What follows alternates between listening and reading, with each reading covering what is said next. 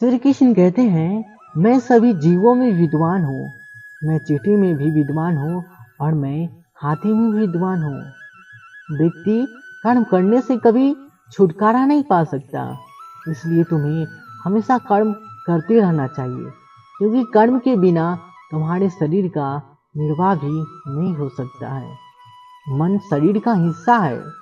सुख दुख का एहसास करना आत्मा का नहीं, शरीर का काम है। मान अपमान, लोभ हानि, गम और खुशी सब मन का खेल है। मैं हमेशा तुम्हारे साथ और तुम्हारे आसपास रहता हूँ, चाहे तुम कुछ भी कर रहे हो या नहीं। मनुष्य उसके लिए शोक करता है जो शोक करने की योग्य नहीं है, और फिर भी ज्ञान की बातें करते हो। बुद्धिमान व्यक्ति न जीवित और न ही मृत व्यक्ति के लिए शोक करते हैं। मोहग्रस्त होकर अपने कर्तव्य पथ से हट जाना मूर्खता है, क्योंकि इससे ना तो तुम्हें स्वर्ग की प्राप्ति होगी और न ही तुम्हारी कीर्ति बढ़ेगी। निर्बलता ईश्वर देता है, परंतु मर्यादा मनुष्य का मान खुद निर्माण करता है।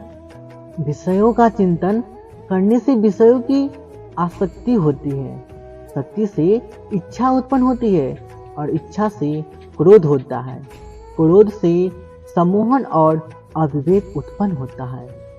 अमीर बनने के लिए एक क्षण संग्रह करना पड़ता है, किंतु अमीर बनने के लिए एक एक क्षण बांटना पड़ता है। जन्म लेने वाले के लिए मृत्यु उतना ही निश्चित है जितना कि मृत्यु होने वाले के लिए जन्म लेना। इसलिए जो अपरिहार्य है उस पर शोक मत करो। क्रोध से भ्रम पैदा होता है, भ्रम से बुद्धि वैराग होती है, और जब बुद्धि वैराग होती है तब तर्क नष्ट हो जाता है। जब तर्क नष्ट होता है तब व्यक्ति का पतन हो जाता है। धर्म युद्ध में कोई भी व्यक्ति निष्पक्ष नहीं रह सकता। धर्म युद्ध में जो व्यक्ति धर्म के साथ नहीं खड़ा है, इसका अर्थ है वह अधर्म के साथ दे रहा है, वह अधर्म के साथ खड़ा है। अगर कोई मनुष्य हमारे साथ बुरा कर रहा है तो उसे करने दो, या उसका कर्म और उसका समय उसके कर्म का फल उसे जरूर देगा।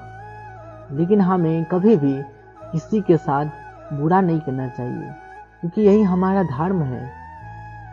इच्छा पूरी नहीं होती तो क्रोध बढ़ती है, और इच्छा पूरी होती है तो लोभ बढ़ती है। इसलिए जीवन का हर परिस्थिति में धैर्य बनाए रखना